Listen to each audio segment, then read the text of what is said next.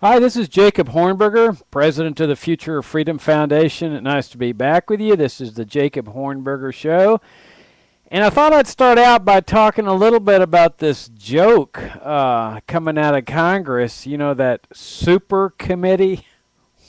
What a joke is that? I mean, these guys, every time you think that they've reached their pinnacle of charades, they outdo themselves. I mean, what is the real purpose of this committee? It's to study ways that we can reduce spending. Is that a joke? I mean, these are the guys in Congress whose job it is to decide what's going to be spent, what's not going to be spent. They're the guys that, vote on the appropriations. Don't they know what they've been spending on? Don't they know what their budgets are? Don't they know where they can cut spending? Oh, no. They got to send it to a committee to do a study. Well, you know what's really going on here. What's going on here is that these people in Congress are scared to death.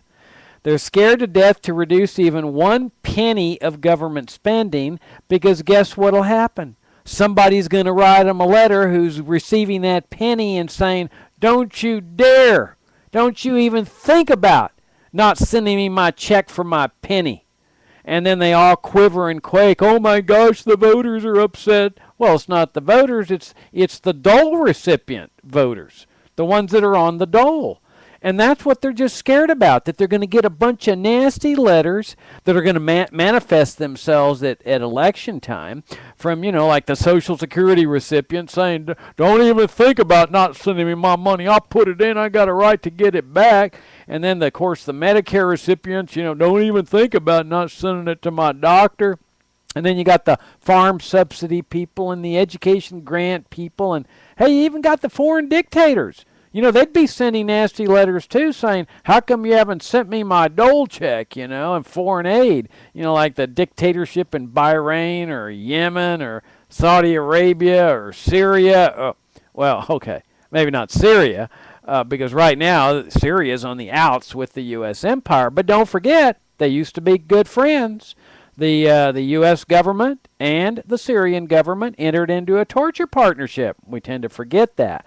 But somehow or another, this was back in the Bush administration when Bush was saying, we don't talk to Syria, because it's a dictatorship. Somehow or another, somebody in the CIA had connections because they struck a deal with the Syrian dictatorship. And they shook hands and they said, hey, will you torture on our behalf? Because, we might get in trouble if we torture. So would you do it for us? And the Syrian government said yes. Now, we don't know who was involved in that partnership and how the deal was struck because it's all top secret. But the point is that when we see the U.S. government now, exclaiming against Syria, we got to keep in mind that this is a former partner of the empire, just as the dictatorships in Bahrain and so forth. But in any event, these are all the people, the dole recipients, that are saying, send me my dole, send me my dole. And that just makes congressmen so nervous because, what if they have to go home and meet these people in some kind of forum? They've cut off their dole.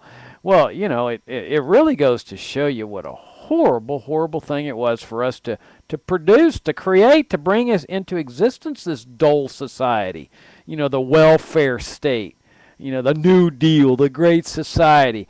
It's created a nation of a huge, huge segment of the population that is now dependent on the largesse of the government. And they get all upset if anybody threatens to cut off their dole. They think they have a right to the dole.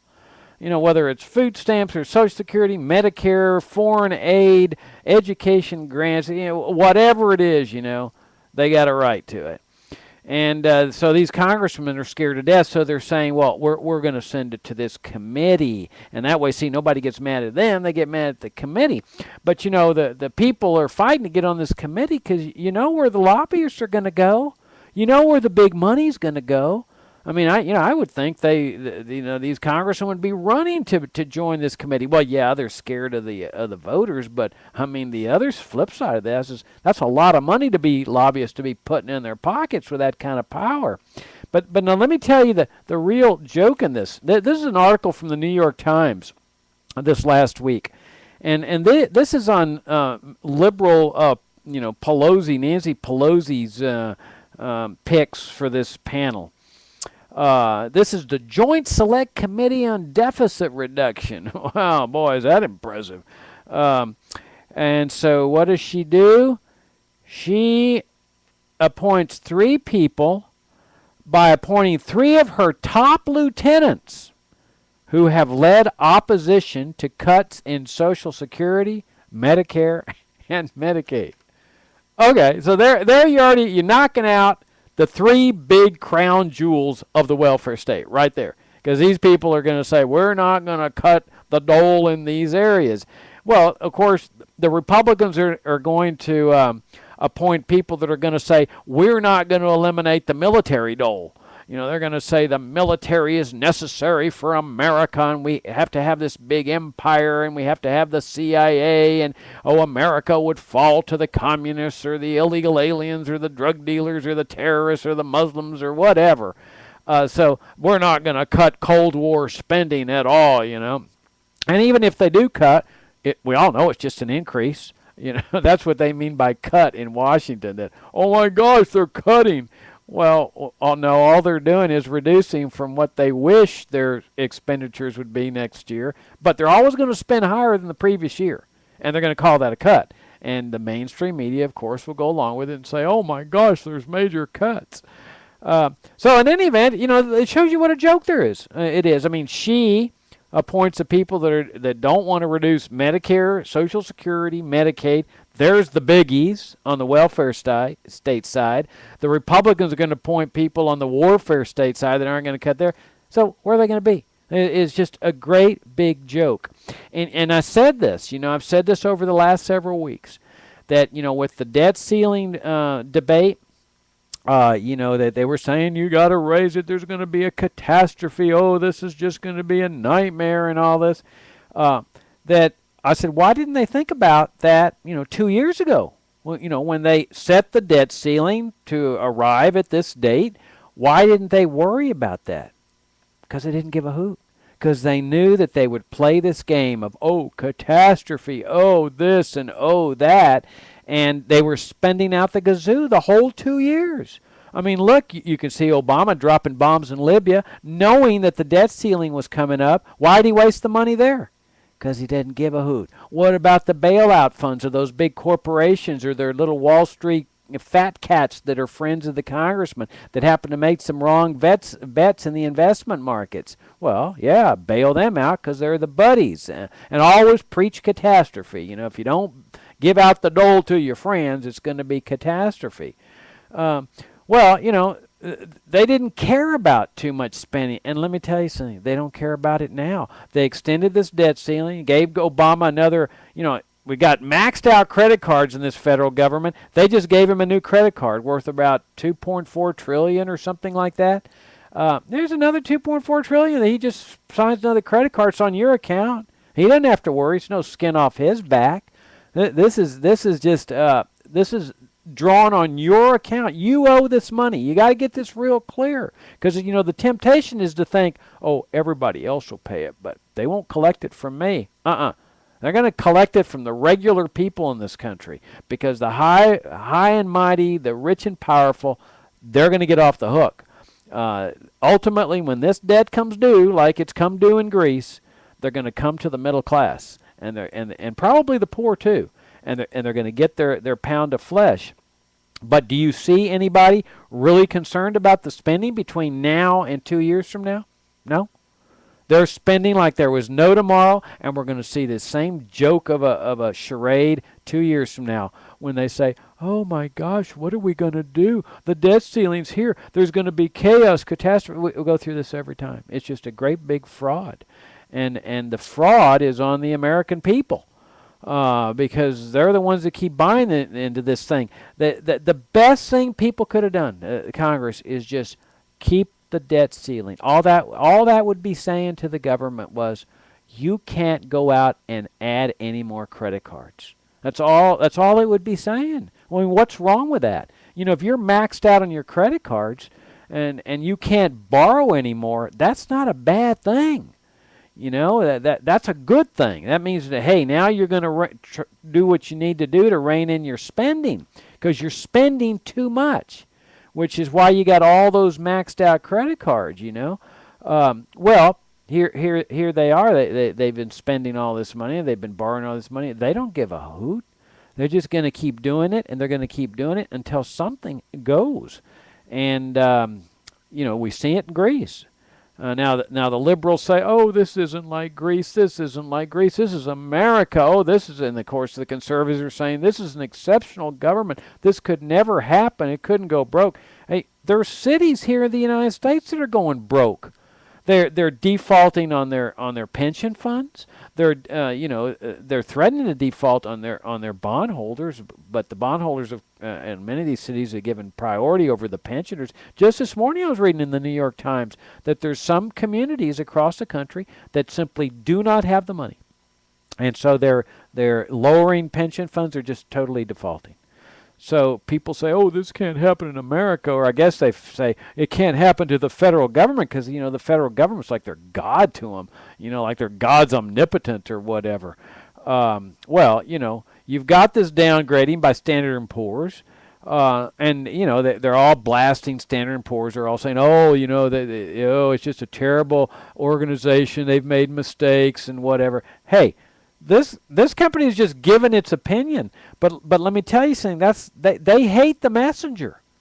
You see, they'll always go after the messenger because the messenger is saying you're overextended, you're borrowing too much. There's a risk of default here. They don't want to hear that. People don't want to hear it. You know, this is their beloved federal government. It's like a god. And you know, why do they hate gold? The gold is saying the same thing the Standard & Poor's is saying. The gold price, it's soaring. Why? Because people are saying, we don't trust you. You got bad money here. You're getting ready to print the money. You're gonna how are they going to pay off this debt except by printing the money? So that debases everybody's savings. You know, why put your savings in a guaranteed instrument of confiscation, and, you know, a U.S. bond? So people are rushing to gold. They always have, and that's a signal that something's going on. It's no different from Standard & Poor's downgrade on their rating. Or speculators.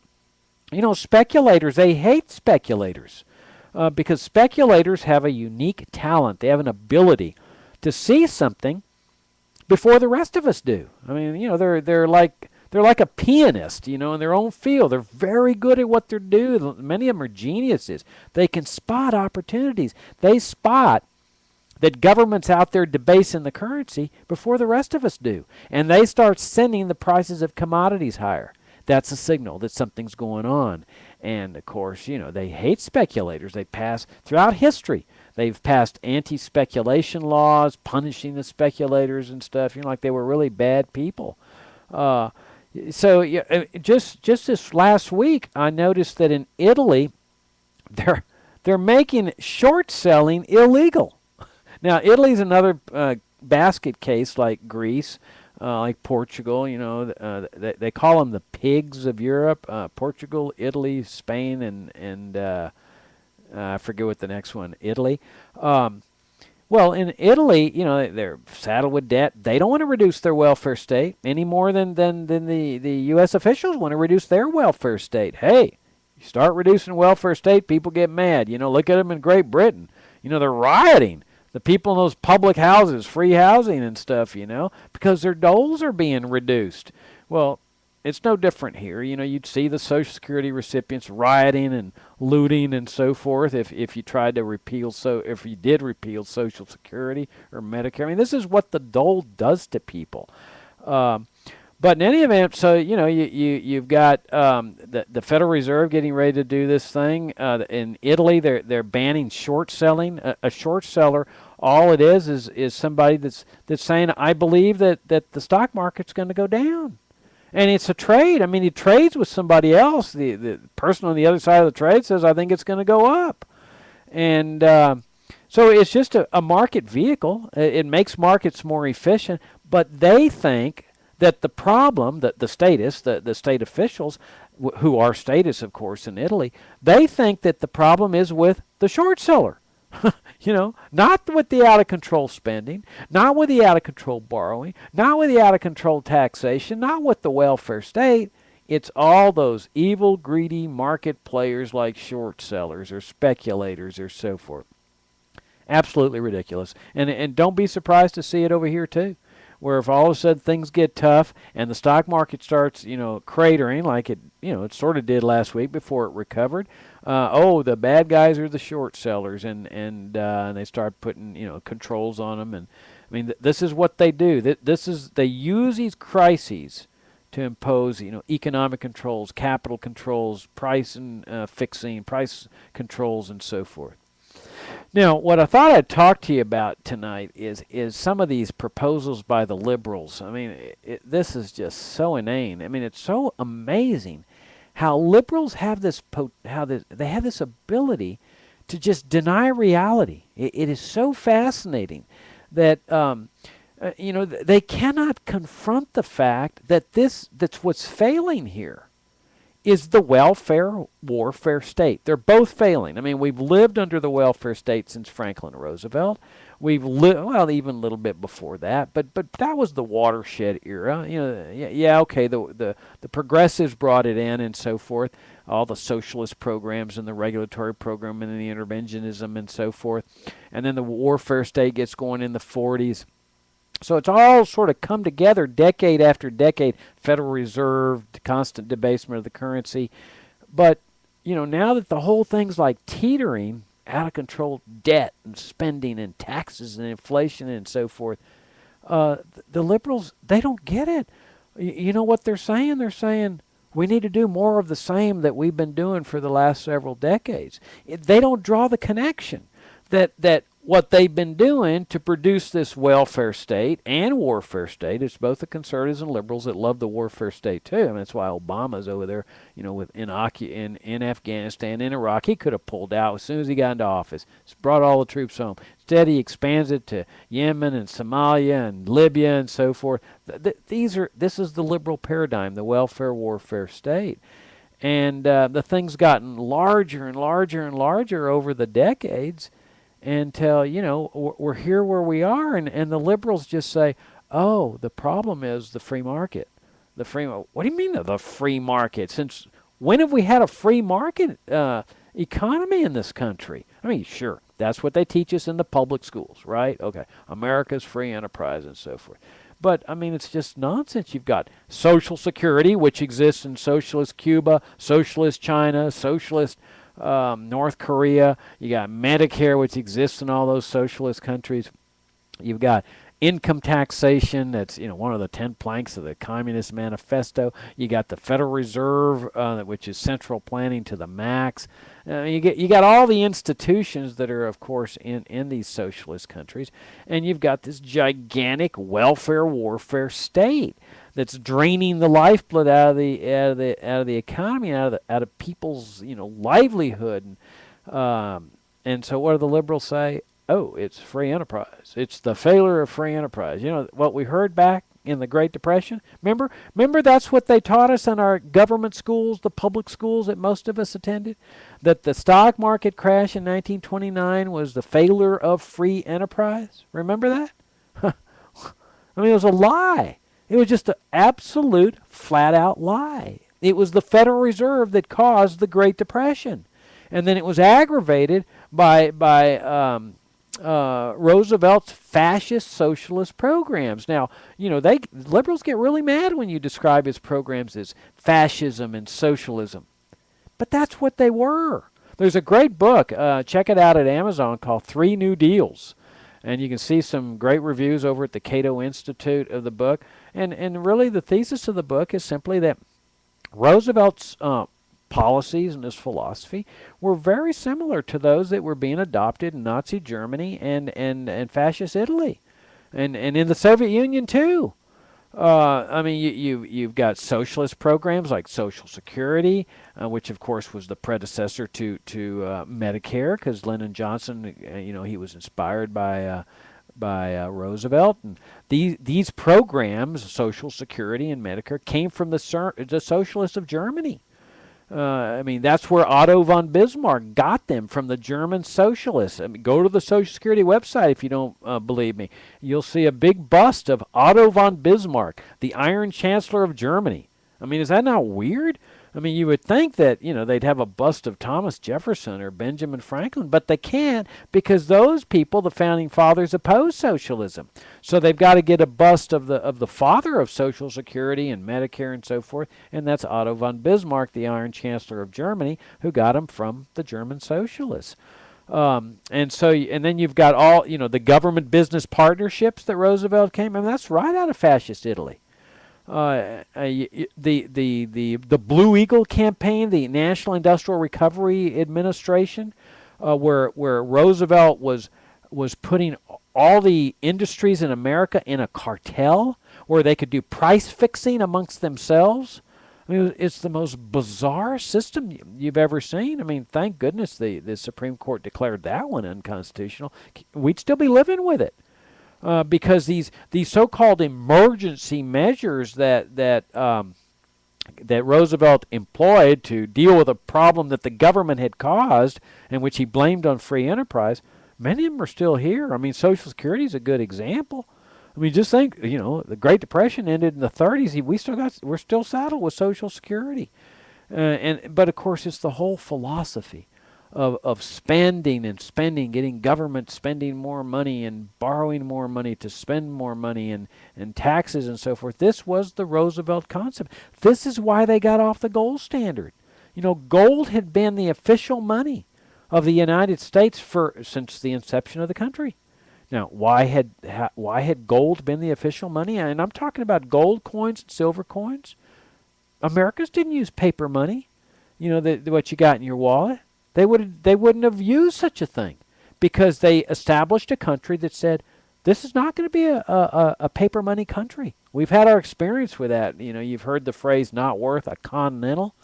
Well, that was the continental currency during the Revolutionary War where the Continental Congress just kept printing more and more money like the Federal Reserve does until it was worthless. And so that was the phrase not worth a continental. So the framers said, enough of that. I mean, history is replete with examples of where governments plunder and loot people by debasing the currency.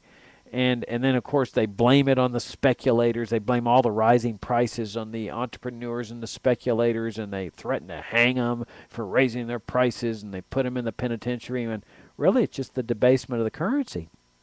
So with gold as the official money, I mean, just imagine how nice that would be, where you just got a sound currency where people can count on its value. You don't have to worry about the government debasing it. And of course, other countries around the world turn to gold as well. So you have essentially a universal currency that's not government mandated. It's just the market that brings these things into existence. Now, obviously in the United States case, it wasn't a pure free market. You had the U.S. Mint that was minting the coins and so forth.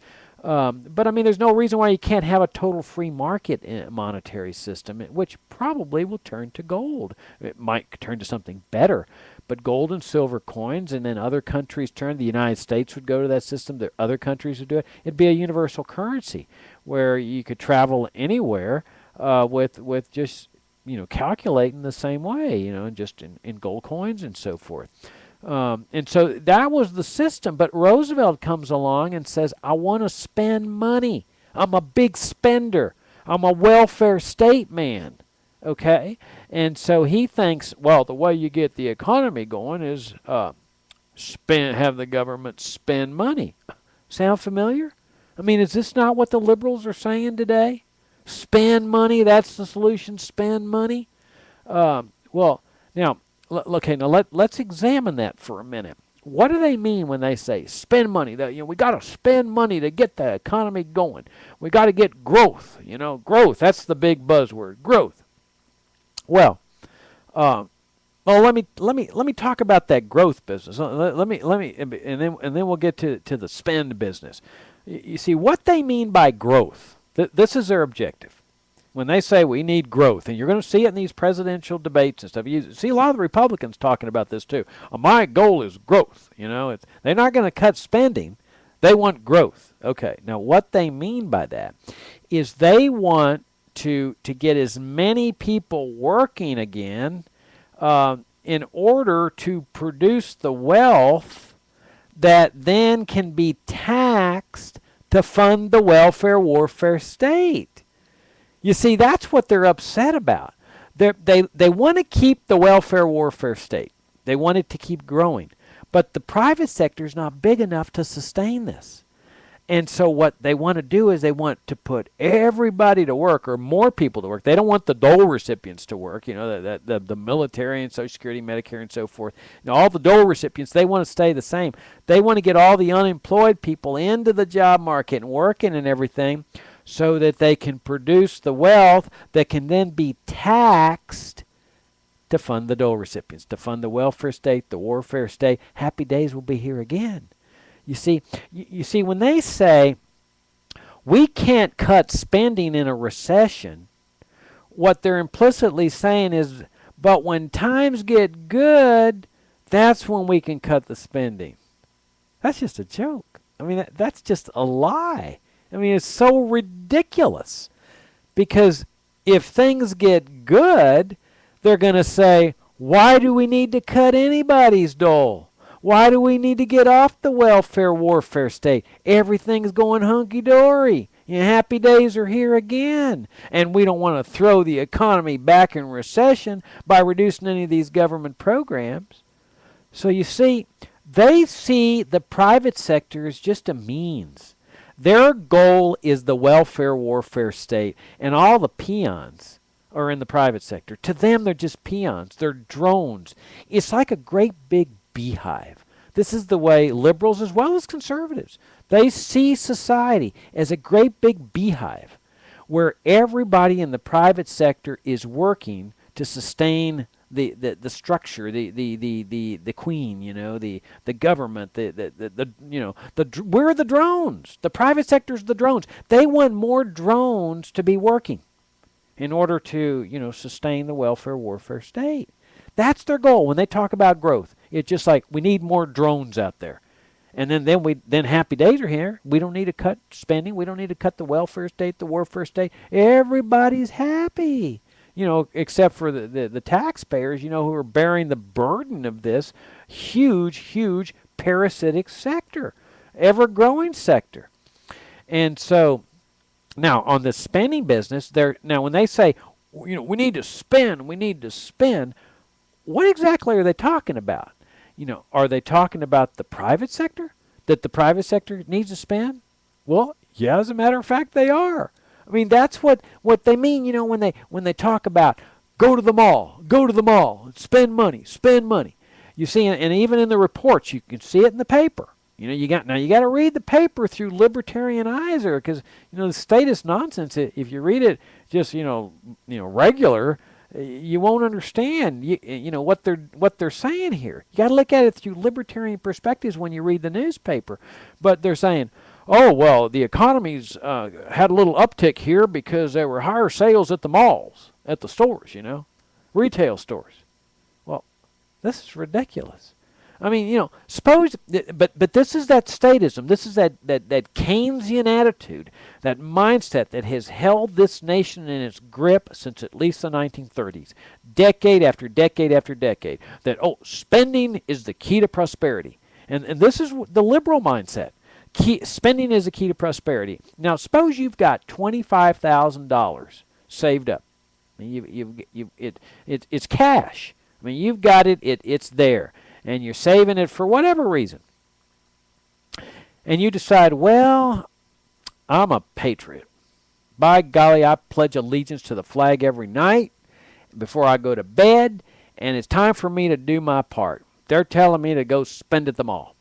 And so this will be the key to getting America back on the right track. This is the key to prosperity. This is the key to wealth. And I'm going to go spend my $25,000. And you go spend it all in one day. And then you say, man, I've done my part. Things are going to get humming, and I'm going to be rich. Now, if you really think that, don't take this personally, but you're an idiot. You know, you're an idiot. That is not the way for you to get rich. The way the rich get rich is they save their money. You see, that's what our ancestors understood. From 1787 all the way through 1930, people understood that the way you get wealthy is you save your money. You save a certain percentage of your money. So you go and spend that $25,000 in savings because you think you're doing your part to get the economy humming and you're all real happy at the mall for that one day. You are impoverishing yourself. You now have zero nest egg. Yeah, you may have your stereo equipment and all this. It ain't worth anything compared to what you paid for it. As soon as you walk out of that store, it's worth about 20%. All those nice clothes you bought and all those $1,500 suits and stuff, it's gone. Try to get your 25 grand back out of that thing. And you see, this is what liberals don't understand. It's a blind spot for them. This is one of the distinguishing characteristics between liberals and libertarians. I mean, this is one of the dividing lines. Is the key to wealth in a society. This is what liberals don't understand. For one thing, they think that wealthy people are here just as a matter of course. That wealth exists in a society. It's a given. That's what they think. That you always have wealthy people. There's always wealth to tax. They never ask. They'll ask, what are the causes of poverty? But they never ask, what are the causes of wealth? You see, poverty is the natural state of mankind. I mean, that's throughout history, people have been poor. I mean, that's just you got nothing, And even today, you got young people starting out in life. They got nothing. They're just starting out. They're poor, and so how does a nation get wealthy? This is what Adam Smith was asking in his great treatise, An Inquiry into the Nature and Causes of the Wealth of Nations. How do nations get wealthy? Well, they get wealthy through the accumulation of savings. And in every family saving, and you get this massive pool through the whole thing of capital. Each person's just saving his share, but when you look at that in its totality, you see all of a sudden a massive amount of capital coming into existence. Capital equals savings. All right, what does that capital do? That enables people in the productive sector to go out and borrow the money that people are putting in their banks and their savings account. The producers, the businessmen go to the bank and say, I want a piece of machinery that's going to make my workers more productive. And you're the workers. You're over there working in that business. So he goes and borrows money, takes a risk to buy that piece of equipment that makes you more productive. That new productivity increases the amount of revenue he's getting. Now there's more money to pay you in salaries, a higher salary in real terms. And now you got more money. Now you get able to make more savings. Now, does it come from the goodness of the businessman's heart that he's over here, paying you more money? No, it's competition because there's other businessmen doing the same thing. They're investing in more productive equipment. They've got more money to spend. They start bidding workers away.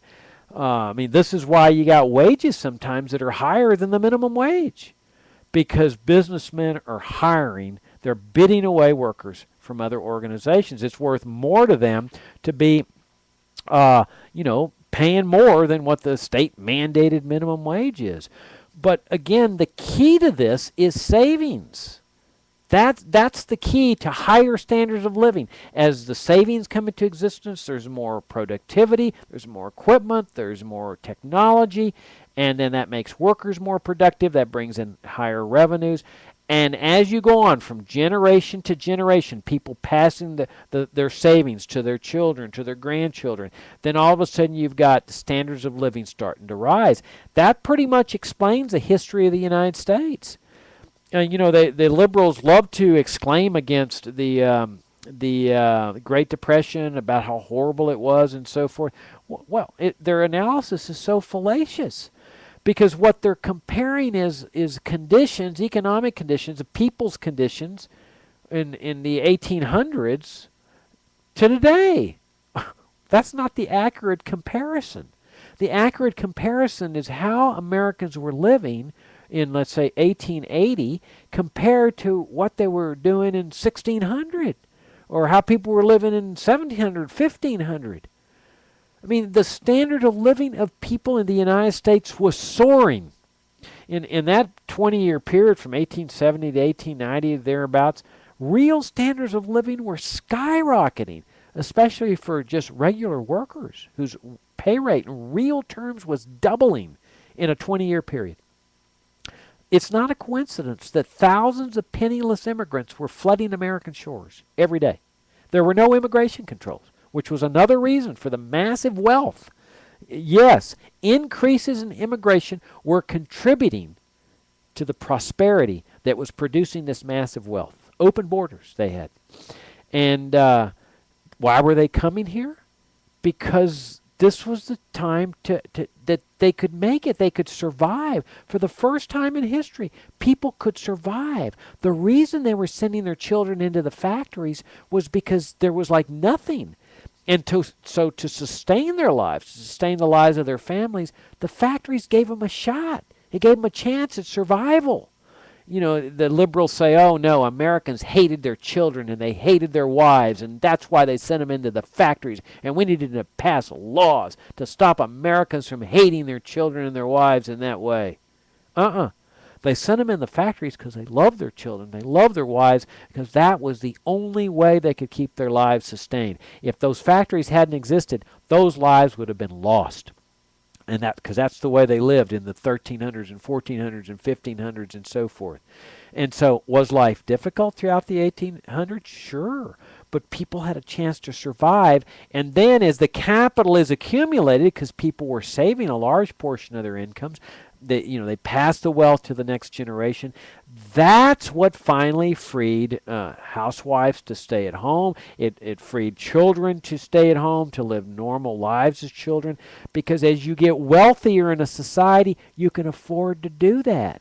I mean, I know there's a lot of two-person husband-wife families working today, and a lot of them, they want to do that. They enjoy labor, they enjoy their jobs, great. But there's also a lot that have to do it. Economically, they have to do it. That's not a good sign. It's a good sign when you do it because you want to do it. But when you have to do it, you're talking about lower standards of living. And this is what liberals don't understand. They think that because there is so much wealth in the United States that it has to stay that way. That you can have a reversal where you've got this massive welfare warfare state that's just a burden on the private sector, tax burden, credit burden, sucking productive capital out in order to fund this thing through government borrowing, the welfare and the warfare and everything, that it finally gets so burdensome that the private sector can't handle it anymore. And a lot of them say, well, I'm going on the dole too. Or they go out of business. They can't handle it business-wise, the firms that are on the margin.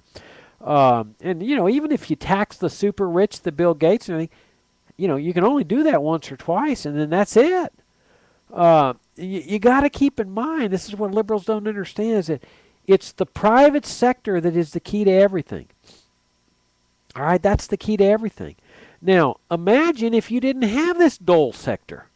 And this is what we libertarians call for, that it was a tremendous mistake to adopt this dole system and then the warfare state system in the 1930s and 40s. Horrible mistake.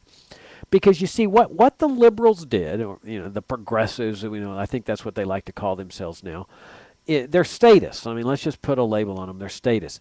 Socialists, fascists, whatever, that they saw this enormous amount of wealth that had come into existence as a result of no income tax, no Federal Reserve System.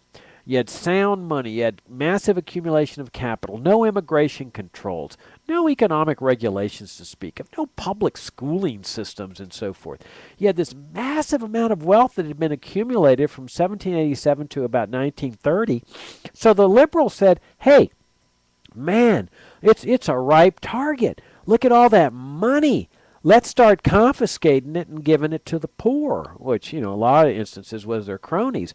But that was the sales pitch on Social Security. I mean, we're going to only tax the rich. We're going to tax the rich because they saw all these rich people, that had acquired wealth because no income tax, sound money, and so forth. The liberals, the progressives didn't see that the benefits that the rich produce to a society. For one thing, they bring into existence things that nobody can afford. They're the first ones that can afford the automobile or a private airplane or whatever it is, nice clothes. But they provide the market, which then becomes the mass consumer good of tomorrow for everybody else. Not only that, but they start the businesses that hire people. I mean, let's face it, in a free market economy, the rich are rich because they've provided goods and services that people want. I mean, Bill Gates is rich not because the government gave him money, but because he provided a good that people really liked. It's the same thing with Facebook. And whenever you see people getting wealthy, except those that are using government to do so. So, the private sector is the key to wealth. And so this notion, and it comes about from savings, and Americans don't save. We all know that. Why? Because it's so difficult to save, because of this burden that the public sector places on the private sector. I mean, calculate how much you pay in income taxes. For the last 10 years, calculate how much you paid to sustain this welfare warfare state. What? Let's say $25,000 a year. You would have $250,000 in the bank plus interest right now if the libertarians had prevailed just 10 years ago. Imagine if the welfare warfare state, if the income tax, the Federal Reserve had never been adopted. The standard of living in this country, it just boggles the mind. If there had been no Social Security, Medicare, Medicaid, education grants, aid to dictators, none of it, no income tax, if we had continued following the policies, the philosophy of our founding fathers, of our ancestors, no income tax, sound money, gold and silver coins, no socialism, no welfare, no fascism, no government business partnerships, it is impossible to overestimate how much better the standard of living. It boggles the mind. I mean, I can't even give you an example, but I mean, imagine driving a brand new BMW for $500. I mean, it just boggles the mind. But all this capital has been frittered away in the welfare warfare state. Now, on this spending thing that the liberals say, oh, well, have the government spend more money. Have the government spend more money. We hear this all the time, right? Have the government spend more money. Where does the government get the money to spend? This is what liberals never think about. They think the government is like another market participant. It's just like in the market with the private sector. It's like a bunch of businesses in the private sector, and then the government's like right in there with them. We're all in this like one great big, happy family. The government doesn't produce anything. It doesn't have any wealth. It's not selling anything. It's not like a private sector business. The government extracts its money from the private sector. That's how the government has money. For the government to go spend money, it's got to first go take it from somebody. This is what liberals don't understand. They think there's this fountain of wealth in the government that just starts producing, and they say, oh, well, now where should the government spend its money? The government has to go tax people. So, hello, if you take money out of the private sector there no longer has it, no longer has the capital to invest in that machinery, in that technology, to expand its business. The more the government spends, the less money the private sector has. It's equal. Now, the government can go borrow the money, but its effect's the same. It sucks out of the capital markets the money that the businessmen would have borrowed to get that machinery. Because the government's always going to outcompete the private sector. Just keeps offering more money because it's got the taxes that it can just keep raising. And then remember, the debt's got to be repaid. So you're talking about taxes out of the pockets of the private sector. I mean, if you want a dramatic example of this, just imagine the government, taxing everybody 100%. The government's going to spend. The only way it can spend is by taking everybody's money. And, oh, by the way, that's exactly what they did in Cuba. That's the Cuban system. They took from the rich, just like the liberals say. That's why the liberals love Cuba, because this is their paradise. Never mind that everybody's, practically on the verge of starvation. The government took from the rich, took everything from the rich. And they gave the houses, beautiful mansions to the poor. Let all the poor move in. Soviet Union did the same thing. They just applied the liberal vision consistently. They took everything. Now everybody, full employment. There's full employment in Cuba. Everybody works for the government at a subsistence wage. How would you like that kind of life? That's where the liberals are taking us. Well, I mean, to a certain extent, the conservatives are too. With this welfare warfare state burden. And they convince people that it's all necessary. That we couldn't live without Social Security, Medicare, Medicaid, education grants, aid to dictatorships. They convince us that the big military-industrial complex is necessary, empire, occupations, torture, assassinations. They produce the enemies, and then they say, oh, well, all this is necessary because we're here to keep you safe. It's all a big scam. You don't need the big empire. It's a burden on the private sector. It's also a threat to our freedoms because they use the enemies that they produce, the terrorists and all that stuff, as the excuse to take away our freedom here. With the enemy combatant doctrine and the Patriot Act and the spying and the monitoring of emails and all that junk. They convince us. Well, they don't convince us libertarians. We've broken through this thing. But they convince the average American that all this spending on the welfare warfare state is absolutely necessary to their survival. It's really a horrible tragedy what the welfare state has done. It's worse than heroin.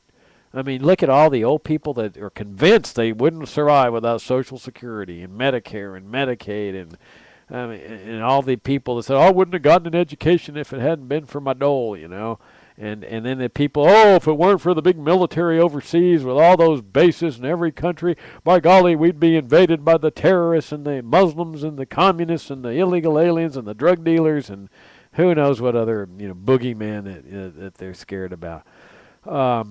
Okay, what's another thing the liberals are saying? They're saying, well, we need to inflate. Okay, they're saying, it's good here in America. You don't need to worry about a debt like they do in Europe because we control the money supply. There can never be a default because the Federal Reserve prints the money. Now, is that idiotic or what?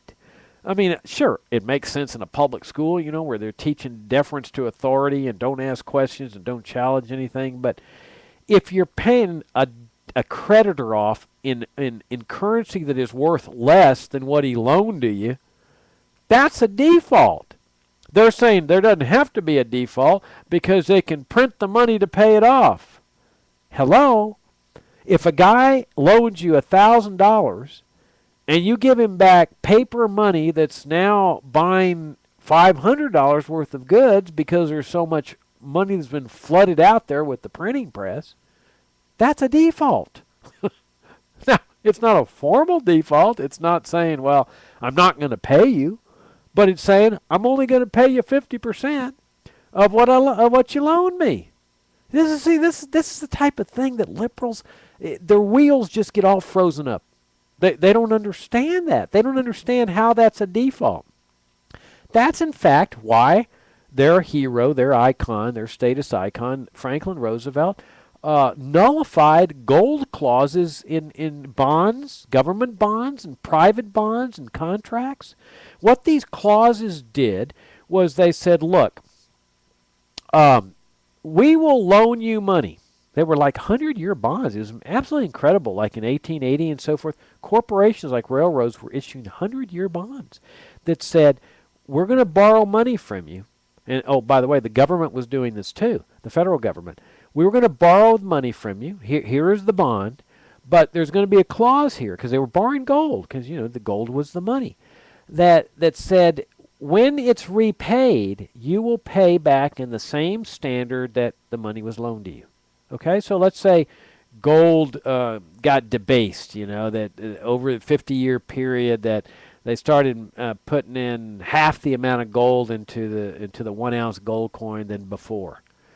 Well, the creditor didn't need to worry because the gold clause said you're going to pay me back in the standard I loaned to you. So that couldn't happen. You couldn't pay a guy back in 50% in debased currency, whether it's paper money or whatever. Roosevelt just nullified those gold clauses. Just nullified and said they don't count anymore. Well, that just freed him, to just go out and spend as much money as he wanted to. That's why they canceled the gold as money. They made it a felony. Imagine that, a felony to own what had been the official money of the United States. And that was because then they could issue bonds and in other instruments of indebtedness, treasury bills and so forth, the paper money. Notice it says Federal Reserve note. Take a look at it. Open your billfold. You'll see it says Federal Reserve note. That was a note, a promissory note, a note to pay gold. Now it's just nothing. It's a promise to pay nothing, and they can print any amount they want. But let me tell you who's not real happy about this idea that the liberals are saying about have them inflate, just inflate the currency, pay off the Chinese communists aren't happy about it. They are the premier foreign creditor of the United States, and they've already told the United States, don't even think about it. Don't even think that you're going to put the shaft to us here by debasing this currency and paying off some cheap and debased dollars. We know that trick. Well, of course they do. They've got a Federal Reserve in China. It's a socialist country. And so they're telling the United States, don't even think about it. So it's going to be interesting because the liberals are saying, do it anyway. And what will China do? Well, people say they never dump their currency, their debt instruments onto the market. They're not that dumb. They'd lose too much money. They own too much. Well, for one thing, they could do it over a period of time, especially now that they see the handwritings on the wall. I mean, I wouldn't be surprised if they've been dumping some of those and shooting up the price of gold. They may be one of the big buyers of gold right now because they know what's coming. They know the Federal Reserve is going to do this. The Fed's got no choice, really, when you stop to think about it. If they're not going to abolish any of these big programs, Medicare, Medicaid, Social Security, the military, the occupations, and so forth, the borrowing's going to keep going. And the only way that debt's going to be able to be paid off is the Federal Reserve. That's the purpose of the Fed, to accommodate the debt. That's what's been going on for decades. That's why your currency's worth about 5% of what it was worth in 1913 when the Fed was established.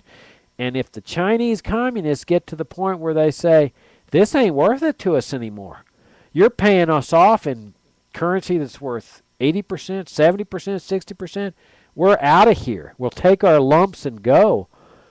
It is impossible to imagine what there could be a major currency collapse of the U.S. dollar at that point. I mean, all the chickens may be coming home to roost. I think they're sort of coming home to roost right now. I think we may be finally seeing the crack up of the welfare warfare state. We've been saying it for decades. You can't keep going like this. Can't keep going like this, and the liberals kept saying, don't listen to the libertarians. Don't listen to the libertarians. Everything's hunky-dory. Everything's fine. Everything's not fine. And I think everyone's starting to realize that you can't keep spending and borrowing and inflating without major adverse consequences.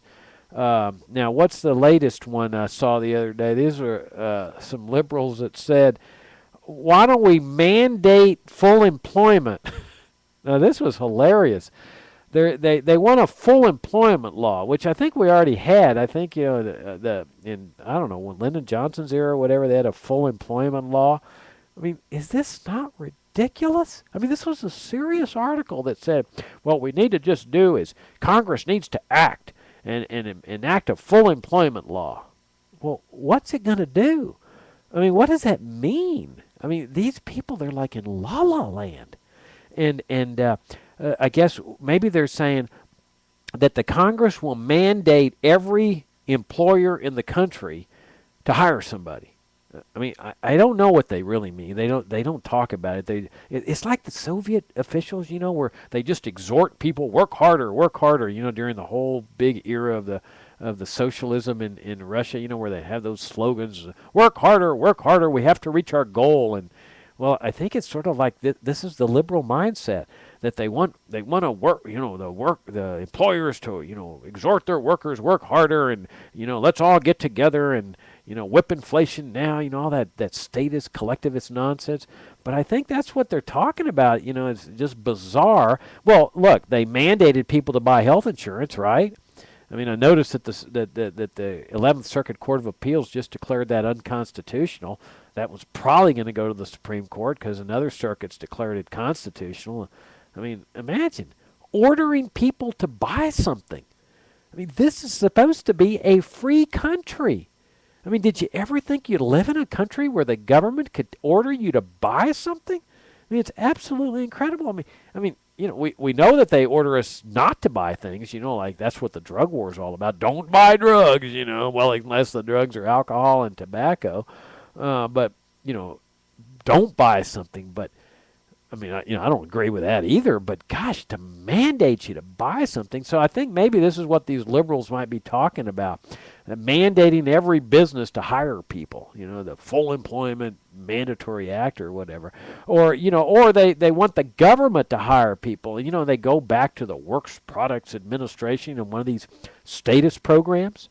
That would have been found very comfortable in fascist Italy or Nazi Germany or the Soviet Union, during the Roosevelt administration, putting America back to work, in any project, where you're digging ditches and filling them back up, whatever it is, just, boy, you're going to, let me repeat, the only place government has to spend money, the only way it can get that money is by taking it from the private sector. So when liberals say the government needs to have some spending programs, needs to hire people, needs to put them to work digging ditches and refilling the ditches, or or building roads, or some sort of statist nonsense, they're talking about taking money out of the private sector. Now, how long can this go on? How long can you keep taking money out of the private sector before it finally it can't handle the burden anymore? I mean, you can think of it as a mental construct. At some point, the burden of the parasite becomes so large that the private sector can't handle it. It starts to teeter. It starts to go under. And then where are you? Well, that's when the liberals say, keep taxing, keep taxing, keep taxing. All you're doing is just shrinking the private sector, smaller and smaller and smaller and smaller. And that's, of course, where they are in Greece. And that's where they're teetering now in Italy and Portugal and Spain. They're teetering. The private sector can't handle it. Is there still money in the private sector? Yeah. And the statists are saying, give us the money, tax it, tax it. Well, the politicians are very nervous about this. They're scared. They're scared to death because they know that if they keep taking big chunks out of the private sector, all those people and those marginal firms that are going out of business are going on the dole. That the dole sector is getting bigger and bigger and bigger. And this is what we libertarians said. This is what we said for ages, that you're getting heavier and heavier and heavier with this dole sector. What's the solution to this? The only solution is libertarianism. I mean, our ancestors pointed the way on economics, no income tax, sound money, open borders, prosperity, capital. This is the key. And so, that's why we've got to be cautious as libertarians, not to get too mired down in all these statist debates, about who's the better manager, the Republican president or the Democratic president. We've got to keep talking about a new paradigm. So while they're mired in here with their little super committees and trying to figure out how to save the welfare warfare state, we libertarians have to keep painting the picture of a society that our founding fathers, our framers, and our ancestors pointed to, that doesn't have a welfare state, that doesn't have a warfare state. It's a free society, a free market society, a society based on voluntary charity, not coerced, mandated, dole system. It's a constitutionally limited republic where you don't have an empire overseas. You don't have a big military and CIA and national intelligence, national security state and massive military industrial complex. You've got a free market, prosperous, harmonious society. That's the paradigm we've got to keep fighting for instead of being tempted to stay mired in that status box that the statists are in. Because as things get worse and worse and worse, people are going to finally start realizing this is an inherently defective paradigm, the welfare warfare state. That's the cause of our economic woes, and that the only solution is the solution that we libertarians are posing for America. So that's our show. Thank you very much for listening, and see you next week. Thank you.